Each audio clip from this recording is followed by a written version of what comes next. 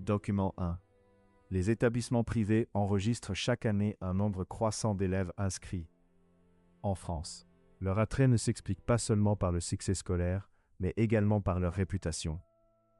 De nombreux parents croient que leurs enfants y bénéficient d'un encadrement supérieur et d'un suivi plus attentif.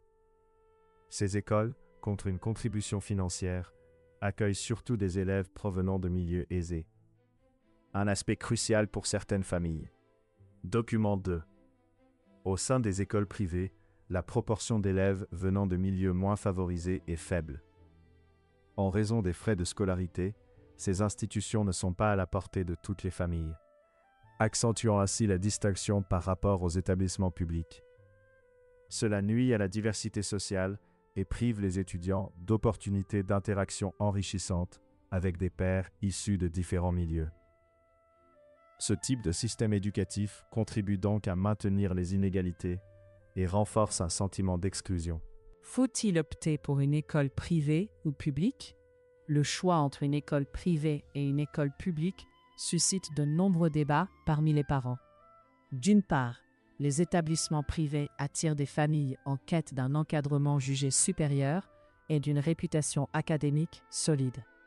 D'autre part, les écoles publiques, accessibles à tous, offrent une diversité sociale qui enrichit l'expérience éducative des élèves. À mon avis, il est préférable d'opter pour une école publique.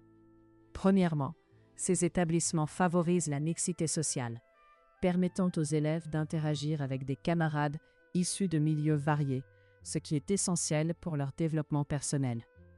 Deuxièmement, les écoles publiques sont souvent mieux intégrées dans le tissu social, ce qui permet aux élèves de bénéficier de ressources et de soutien communautaire. En conclusion, le choix d'une école publique favorise l'inclusion et la diversité des valeurs essentielles dans notre société. Avant de terminer cette vidéo, je voudrais partager avec vous quelques conseils pratiques qui pourront vous aider à mieux réussir l'épreuve d'expression écrite, tâche 3.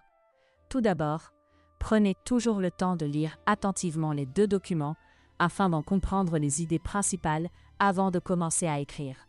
Une bonne compréhension est la base d'une bonne rédaction. Ensuite, entraînez-vous à rédiger votre propre réponse.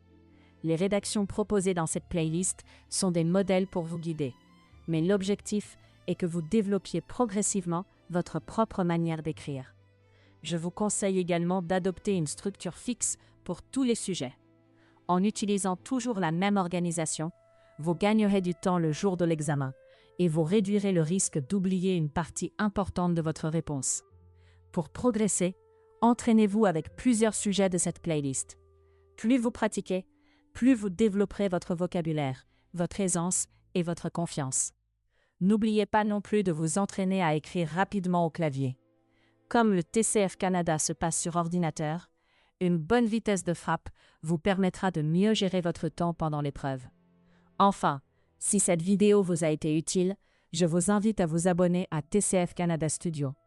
Vous y trouverez de nombreux autres sujets, corrigés, et des conseils pour vous préparer efficacement au TCF Canada. Je vous souhaite une excellente préparation et beaucoup de réussite à votre examen. À très bientôt dans une prochaine vidéo.